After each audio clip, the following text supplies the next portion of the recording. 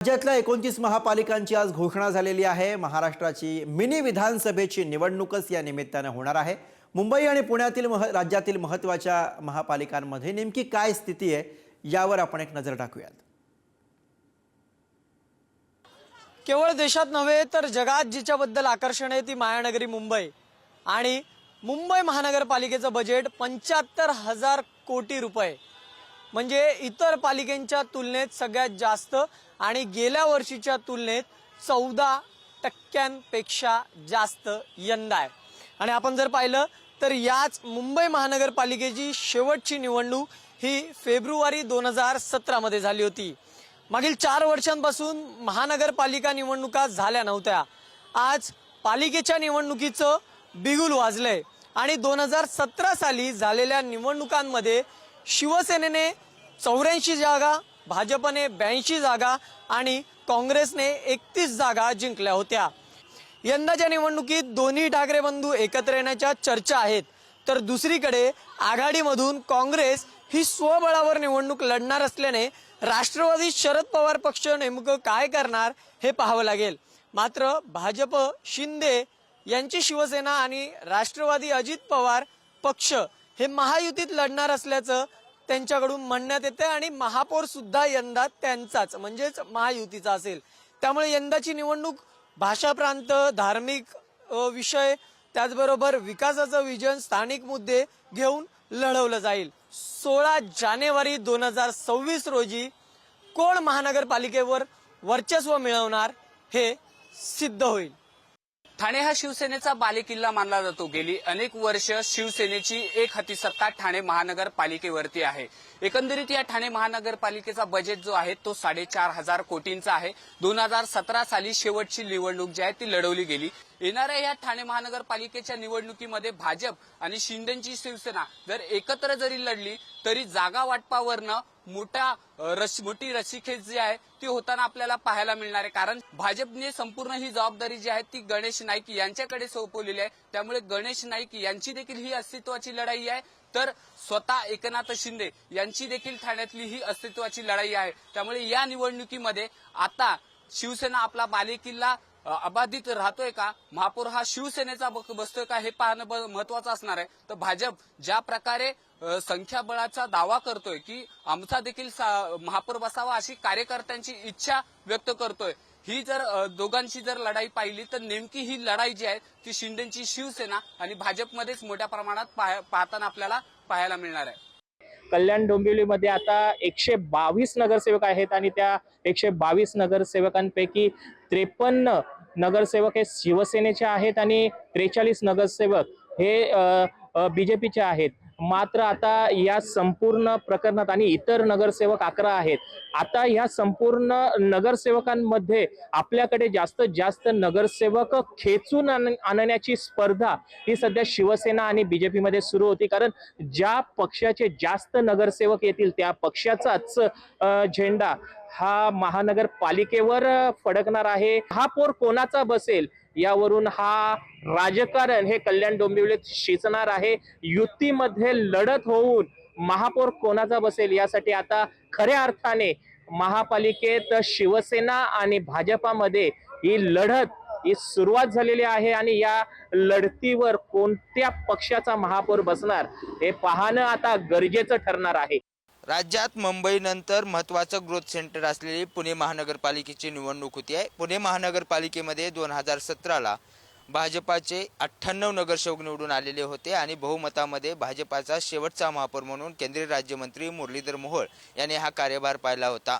त्यावेळेसचं संख्येय बळाबळ असं होतं, भाजपाचे 98 नगरसेवक होते, राष्ट्रवादी काँग्रेसचे 41 नगरसेवक होते, काँग्रेसचे 10, शिवसेनेचे 10, मनसेचे 2, MIMचा 1 अशी ही सगळी संख्या होती आणि 162 नगरसेवकाची ही महानगरपालिका होती।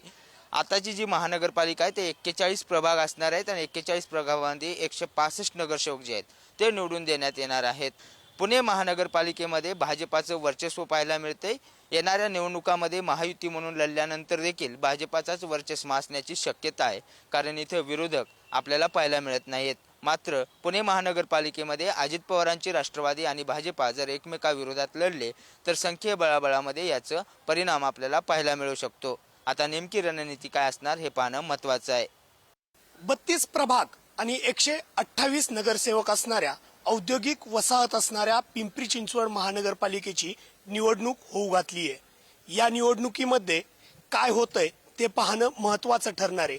मात्र त्याआधी जर आपण पाहिलं तर अजित पवारांची ड्रीम सिटी असणाऱ्या याच पिंपरी चिंचवडमध्ये 2017 मध्ये भारतीय जनता पार्टीने 77 नगरसेवक निवडून आणत आपला झेंडा रोवला.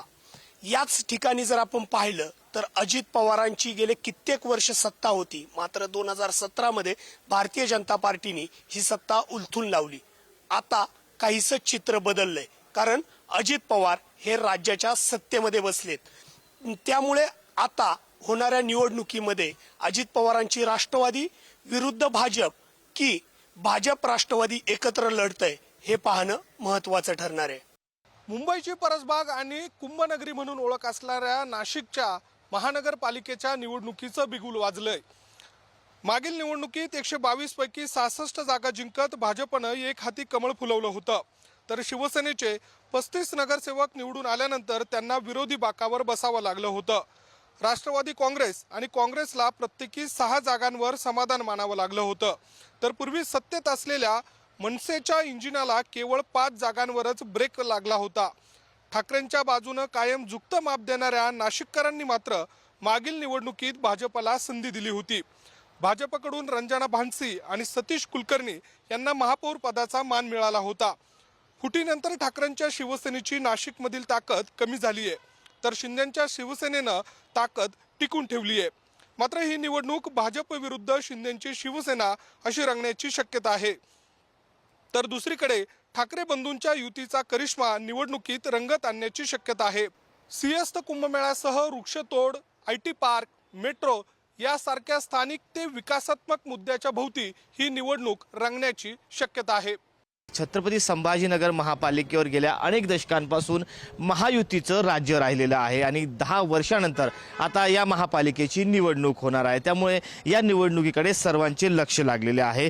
2015च्या निवडणुकीनंतर आतापर्यंत जर आपण याचा विचार केला तर राजकीय चित्र पूर्णपणे बदललेलं आहे. एकीकडे महायुतीला लोकसभा आणि विधानसभा निवडणुकामध्ये जिल्ह्यामध्ये घवघवीत यश मिळाले असले तरी शहराच्या राजकारणात मात्र अंतर्गत कुरखोड्या वाढताना दिसत आहेत. हिंदू मुस्लिम ध्रुवीकरण, MIMचा प्रभाव आणि हिंदुत्वाच्या मुद्द्यावर उभे राहणारे पक्ष यामुळे निवडणूक कायमच वेगळ्या रंगात रंगते. यंदाही हा धार्मिक आणि सामाजिक अँगल प्रचाराच्या केंद्रस्थानी येण्याची दाट शक्यता आहे.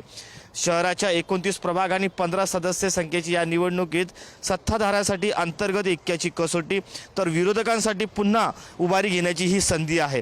गेली अनेक दशके महायुतीकडे असलेले संभाजीनगर महापालिकेवर यावेळी कुणाचं राज्य येतो याची चर्चा आता राज्यभर रंगू लागली आहे.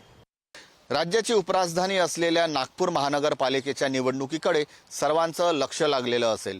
2017 साली झालेल्या निवडणुकीत 151 जागांपैकी तब्बल 108 जागांवर भारतीय जनता पक्षाने विजय प्राप्त करत सत्ता स्थापन केलेली होती, तर काँग्रेसला अवघ्या 29 जागा आणि बहुजन समाज पक्षाला 10 जागांवर समाधान प्राप्त करावं लागलेलं होतं. तब्बल 15 वर्षाहून अधिक भारतीय जनता पक्षाची नागपूर महानगरपालिकेवर सत्ता आहे. 38 प्रभाग असलेल्या या महानगरपालिकेत 37 प्रभाग हे 4 सदस्यीय तर 1 प्रभाग हा 3 सदस्यीय आहे. देशाचे केंद्रीय मंत्री नितीन गडकरी आणि मुख्यमंत्री देवेंद्र फडणवीस यांचं गृहनगर असलेल्या नागपूर शहराची महानगरपालिकेची निवडणूक ही भाजपसाठी अतिशय प्रतिष्ठेची निवडणूक मानल्या जात आहे.